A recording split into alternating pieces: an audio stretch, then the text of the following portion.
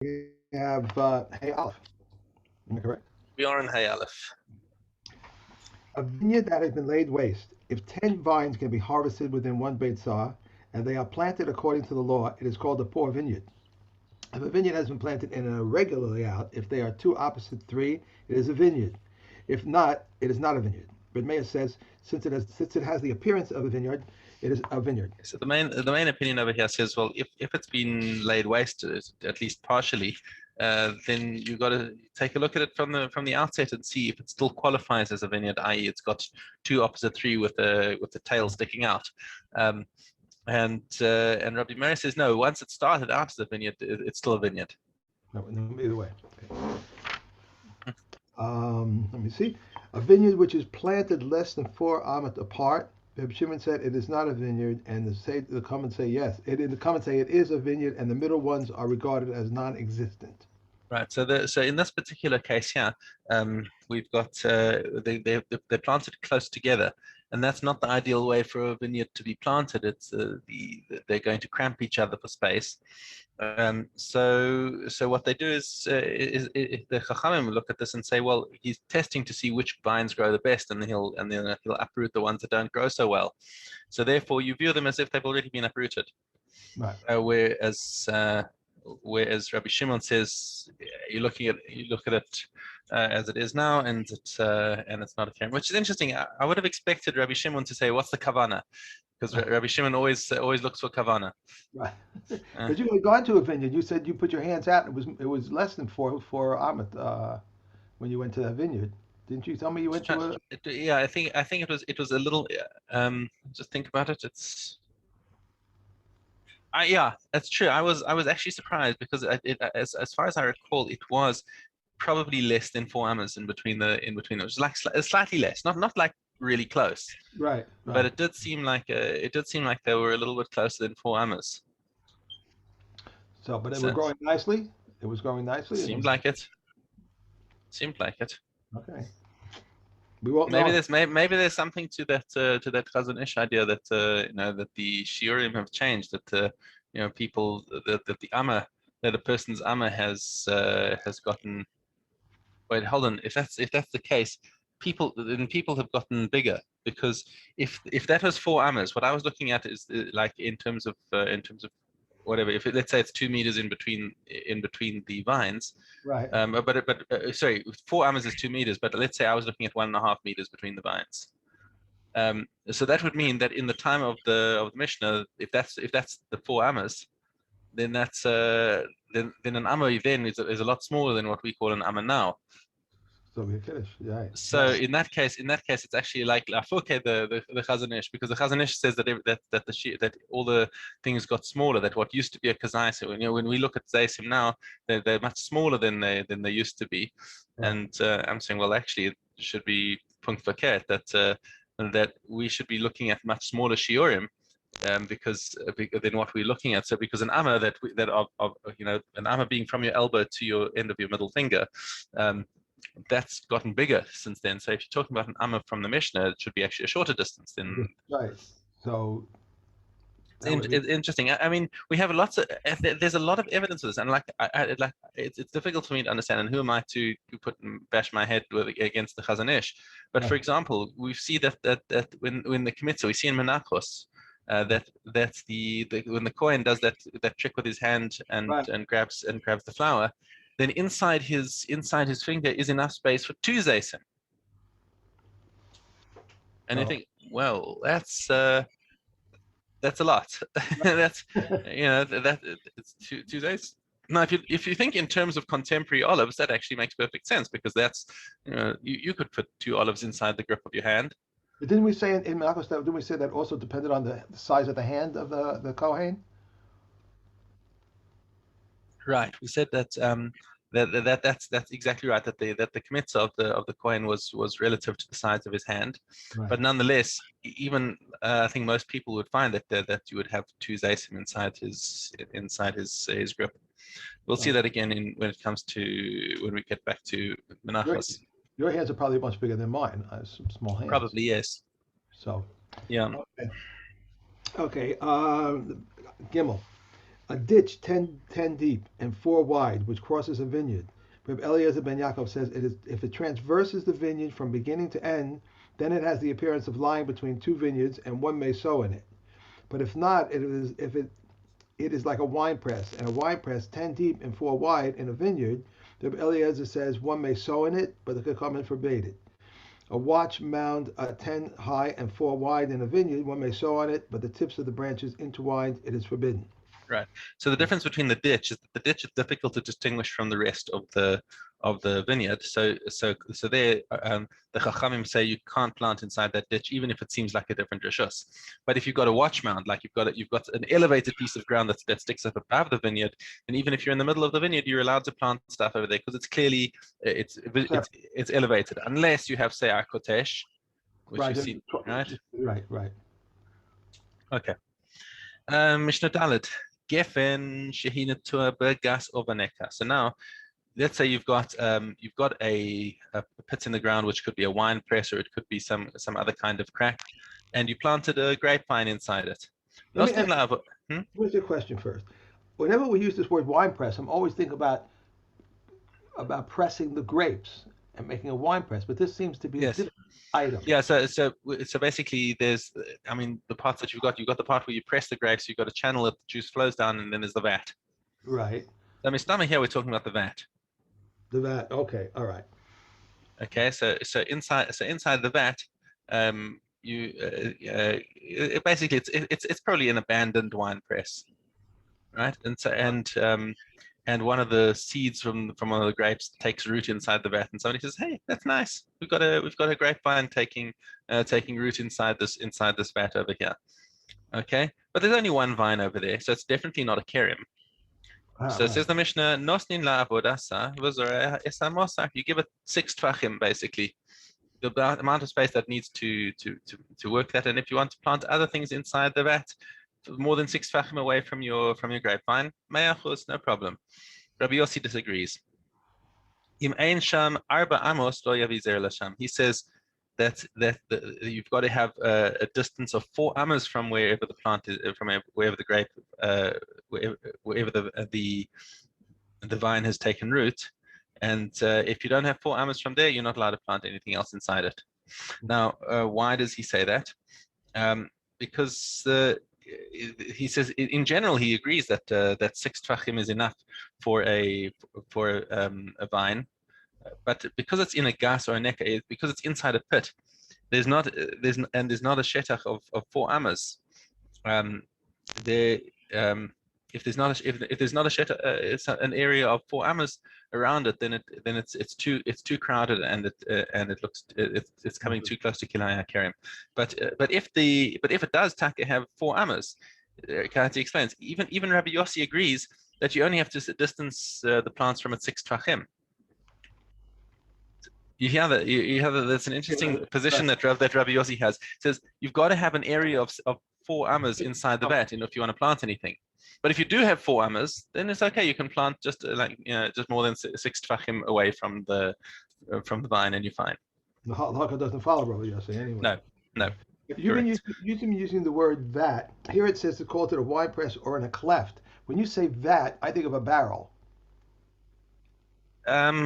Yeah, it's not the vat is not. I mean, nowadays we do things in a kli inside a big barrel, but then I think they would actually dig a pit in the ground. Right. That's what because whenever you say vat, I think of a barrel sitting, and it's right. So they would dig a pit in the ground, and they would line the walls, and that's just like a simpler way of doing things. Right. We took the kids one time. I don't know where it was. My children know. But we took the grandchildren to this place where they were able to, I think they were able to pick the grapes, and there were grapes, and then there was a big pit. They were stomping on it and making wine, and then they bottled the wine. It was a whole big thing. Oh, that's fun. Years ago we did that. And but that was, I guess that's what we're talking about. We're talking about a pit like that, a left in the ground, and that's what they did. So exactly. Okay, Mishnah Hey. Hanotea yarak b'kerem or mekayim. Now we're moving into the halacha of what happens if somebody actually does create Kilayim Karim. Okay, he has a vineyard, and he plants a vegetable inside the vineyard, or even if he just sees that another vegetable is growing in there and decides, oh, that's nice, I like it there. Okay, he has to have the kavanah. If it happened by accident, he has a grace period in which to remove it. Right. Right. Okay, but if he says, ah, Taka, I like it there, then it causes Kilai HaKerem. Okay, now how much is it going to destroy? It's going to destroy 45 vines. Okay, Masai, when is this? Bisman shehayunatus al arba arba or al chamesh chamesh. So let's start with the case of 4x4. So first of all, the radius. Okay, well, let me. I'll finish the Mishnah, and then we'll go into the math of it. Okay. Hooray. Okay. You have a diagram? You have a Yeah, we've got diagram? the diagram. Yes, we have the diagram in Kahati. So we'll take a look at that diagram in a second. Okay, chamesh netus al shesh. If the vineyard was planted with the vines 6 amas apart, or al sheva, or 7 apart, that it'll only cause a blast radius of 16 amas. So we're starting off with our basic assumption that the blast radius of Kilayim HaKerem is 16 amas. How do we get that? Well, we know that because the in the case of the empty space, the karachas hakerem, we said you need 16 amas space across. Okay, so that in order to allow, you need more, at least 16 amas space in order to allow things to be planted inside here. So so therefore, we say that the Kilayim HaKerem can cause damage in the radius of 16 amas. Now, to be honest, I find that math a little difficult, because in the case of the Karachas HaKerem, actually the radius is only 8 amas if you're in the center, Right. And in fact, you can even plant your things up to 4 amas from wherever the bald patch is. So if I had come cold into this Mishnah and said and been asked how much damage does Kilayim HaKerem cause, I would have said radius of 4 amas. That's what I would have said. But over here, it's a question of 16 amas. And now that I'm actually raising that question, I'm going to take a quick look in Safaria and see if there's anything. All right, I'm sorry, I'm not finding it so easily. I'm gonna have to do a bit of homework myself to find out why it is 16 in each direction, because it's not a satisfying answer to me to say that even if you're talking about the Karachas HaKerem is 16 amas, but that's 16 amas across fully. That's the diameter, not the radius. So even then, so it's difficult to understand why it's. But let's work from that assumption. Okay, so we'll accept the assumption that it causes a damage of 16 amas in every direction. So you can see in the first diagram, if everything's planted 4 apart, then that circle over there encloses 45 vines. Now it doesn't. We're assuming that it touches but does not enclose the ones on the end on the perimeter over there. That's exactly 4 amas away. So we don't count those ones. But if you take a look at the second column, you see there's 5 there. Next one there's 7. Next one there's 7.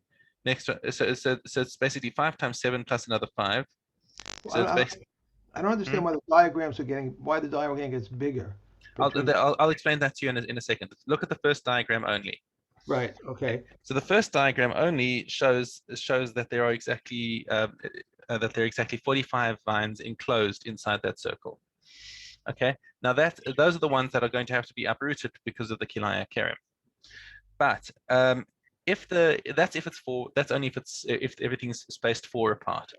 Now, if you have a slightly wider spaced kerem, which is 5 apart, it should actually enclose less. However, Chachamim said that because you can't visually see easily that there's a difference between a 4 and a 5, and therefore they said even if they've planted 5 apart, we're still going to uproot 45 vines from here, because we don't want people to get confused and think that a 4 amma vineyard uproots less. However, when the spacing is more, when it's 6 or 7 amas apart, then it's clearly not a 4 amma vineyard, and then you can go according to the exact measure of what's within the 16 amma radius. So that's the second diagram over there, is where the vines are spaced further apart, and your 16 amma radius encloses fewer vines.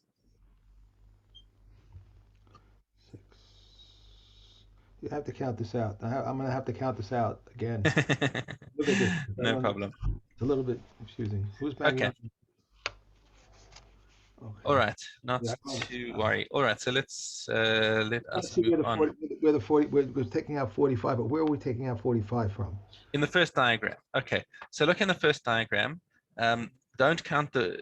I'm going to move from left to right in the diagram. Okay, the first column I'm not counting at all because the circle only touches it. So we're going to say 0 from that column. The second column you can see already encloses 5. Yeah. 1, 2, 3, 4, 5. Okay. The third column encloses 7.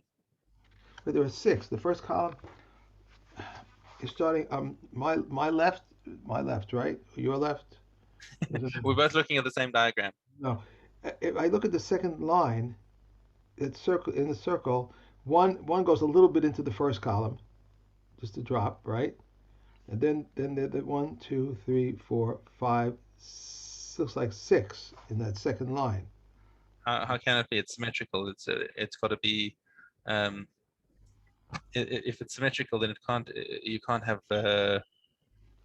It's got to be exactly the same on either side of the middle line. So that means it's got to be an odd number. It has to be if it goes 3/4 of the way into the line. Well, the dot is just a point. So if maybe it just be that the picture is a little smudged, but the circle is inside of the dot in that corner. Inside the dot. Okay. And both, so 1, 3, 4, 5, 6. So that's 8. The third line is 8 going across. Am I correct? Where'd you get 8? It's covering the whole line. I'm covering the whole line. The third line down, each box is 1. Correct? Yeah, but then it's 7. 1, 2, 3, 4, 5, 6, 7. There's 7 enclosed inside there. 7 enclosed in the third line. Yeah. All right, I got to do this. I have to figure this out. Okay.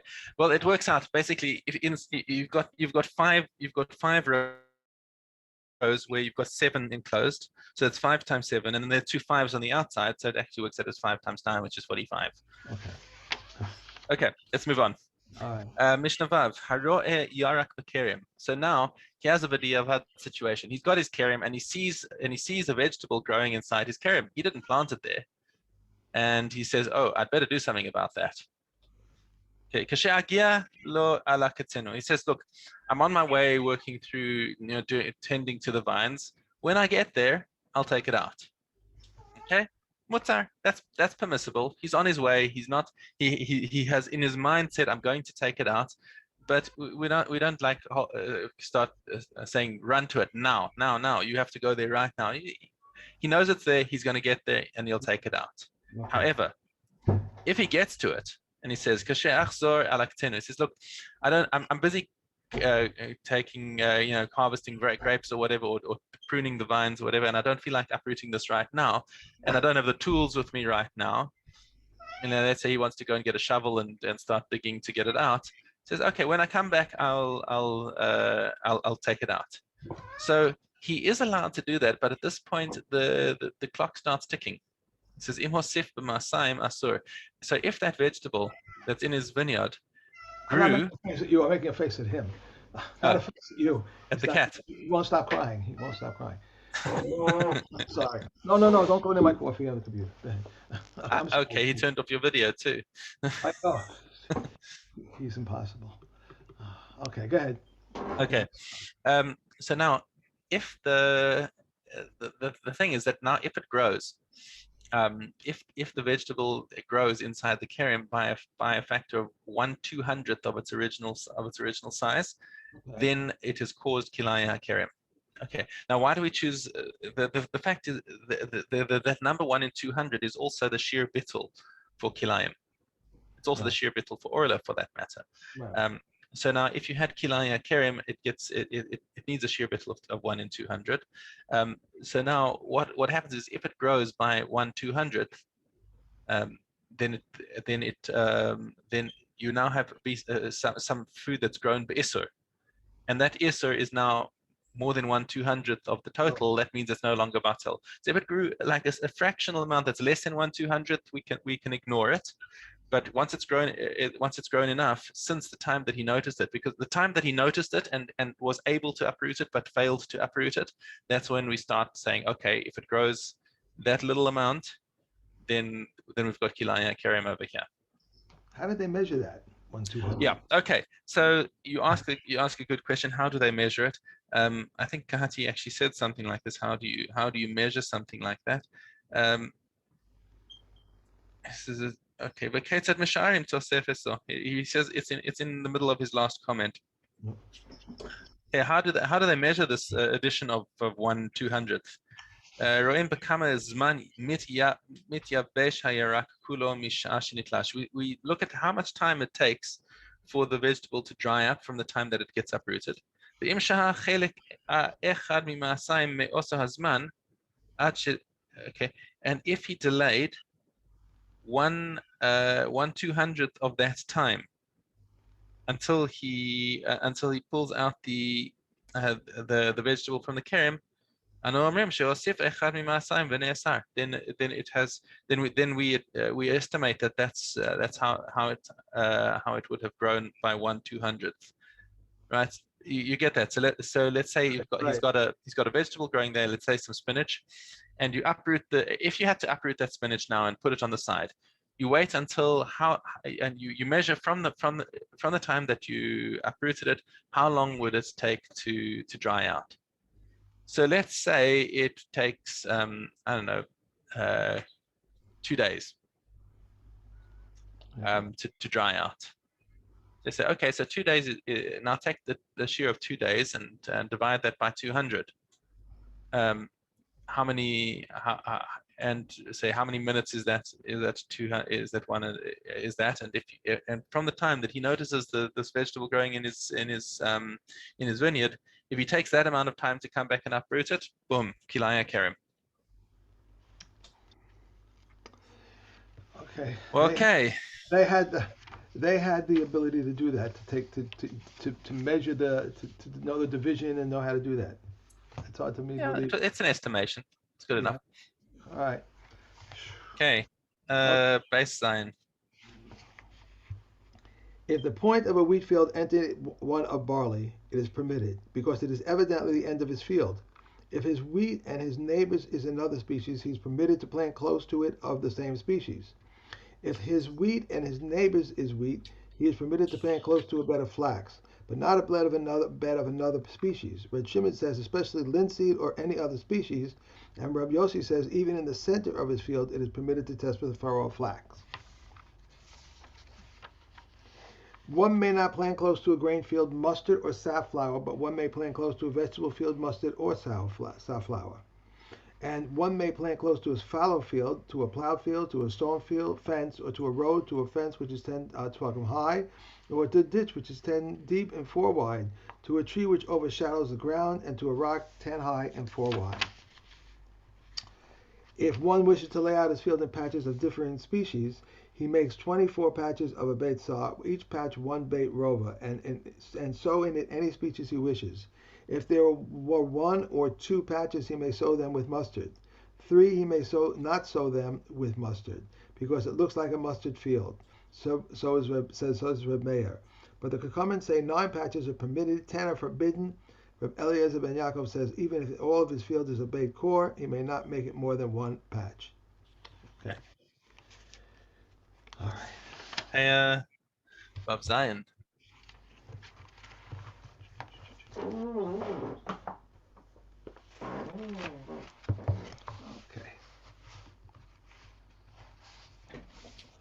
All right. I went to the one more page. Here we go. Standing corn, which contains 2 sa'ah. If he forgot it, it is not shicha. If it does not contain 2 sa'ah, but is fit to yield 2 sa'as. Even if it is vetchings, it is regarded as if they were a crop of barley. Standing corn saves a sheaf and standing corn. A sheaf does not save either a sheaf or standing corn. Which standing corn saves a sheaf? Whatever is not shicha, even one stalk. A seah of plucked grain and a saw of unplucked, and similarly trees, garlic, and onions do not join together to 2 sa'as, but belong to the poor. Rabbi Yossi says if anything that belongs to the poor intervenes, they do not join together, and if not, they join together.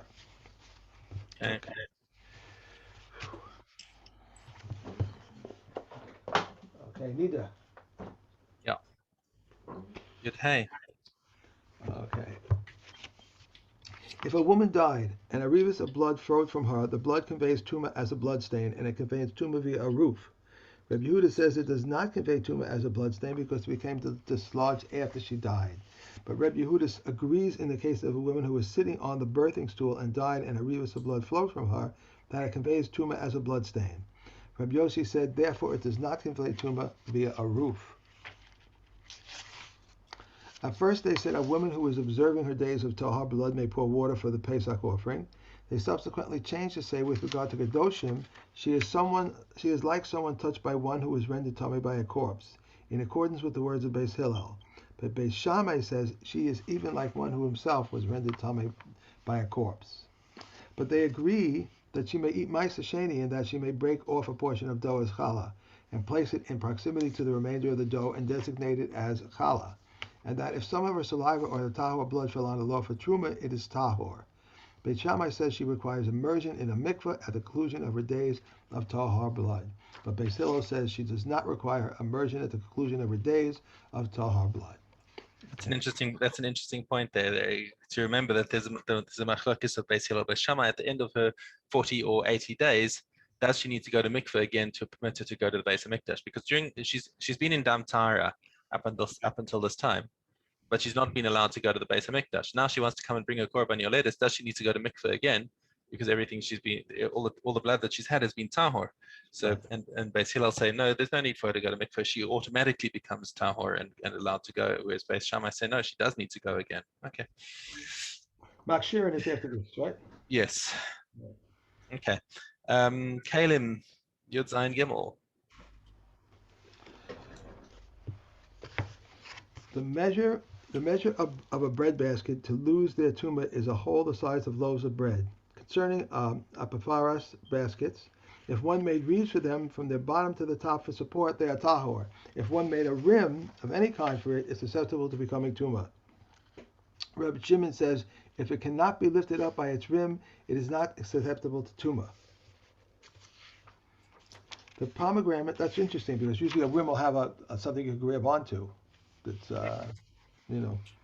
So I think that diagram it had the thing with the handles that are sort of made that to go around the base of it, but right. if it can't be lifted up by the rim, he says that it's not then it's tahor, even though you could pick it up by the handles. Right. All right. The pomegranates of which the rabbi spoke are 3 attached to one another. Rabbi Shimon ben Gamliel says concerning a sifter or a sieve, a hole through which a pomegranate would fall when one takes it and extends it, and concerning a basket, a hole through which a pomegranate would fall when one slings it behind him. Concerning all utensils that can hold a pomegranate, such as a quarter kav measure, a half a quarter kav measure, and a small sifters, the measure to lose their tumah is when the greater part of them is perforated. These are the words of Reb Meir. Reb Shimon says the size of olives. If they were broken, the measure to lose their tumah is a hole the size of an olive. If they wore away, the measure to lose the tumah is any amount. And the pomegranate of which the rabbi spoke is neither small nor large, but of medium size. If so, in what regard were the pomegranates of Baden mentioned? So we have a Masorah that somebody said something about the pomegranates of Badan. And the Chachamim are trying to remember what is the relevance of the pomegranates of Badan? Okay. That a forbidden pomegranate Badan prohibits an entire mixture in any amount. These are the words of Reb Meir. Okay. Because they said because they're so chashuv, so there's no bittul, even though they're in the minority, the vast minority, but because they're so chashuv, it's like chaticha royal is covered, or there's no sheer bittul for it, according to Rabbi Meir. Baden pomegranates were larger than other places, it said. I'm not sure if it's because they were larger, But also that's just what they but were because of the larger. high quality. Oh no, Mm, yeah, they are larger. Sorry, he does say that the Kati does say that they are larger. Um, but it's not the largeness; it's the chashivus of them. Okay. okay. It also says the mission refers to a Baden pomegranate of Orla that became intermingled with permitted Yeah. Baden pomegranates. Yeah. Fruit that grows on a tree during its first 3 years, blah, blah, blah. Okay. All right. Um, one more, I think. No, No, it is. we're still busy in the middle of this one. Reb Yochanan ben Nuri says they were mentioned in regard to measuring with them holes in utensils. And Rebbe Kiva says it was mentioned for this and for that to measure with them holes in utensils, and that a forbidden pomegranate of Badan prohibits an entire mixture in any amount. Yoshi said the pomegranates of Badan and the leeks of Geva were not mentioned except in regard that they should be tied as certain masa everywhere. Right. Because they only grow in Eretz Yisrael. So therefore, even if you buy them in Chutz La'aretz, then you have to assume that they need to be tithed. The egg of Okay, which that's it. is it? That's it. Yeah.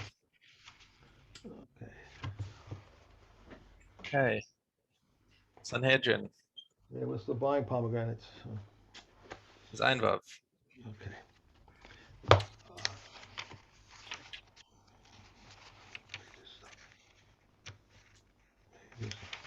Okay. The idolater is liable whether he serves, slaughters, burns an offering, pours a libation, bows down, accepts it upon himself as a deity, or says to it, "You are my God." However, who embraces, kisses, sweeps, sprinkles, washes, anoints, clothes, or shoes it, or shoes.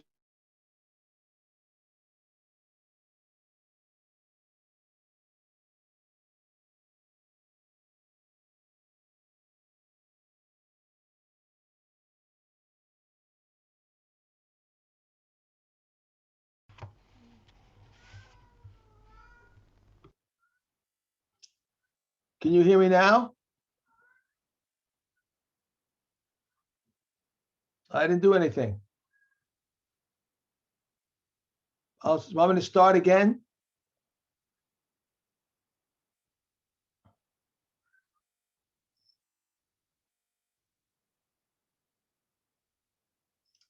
I'll start it over. Wait, I'm going to.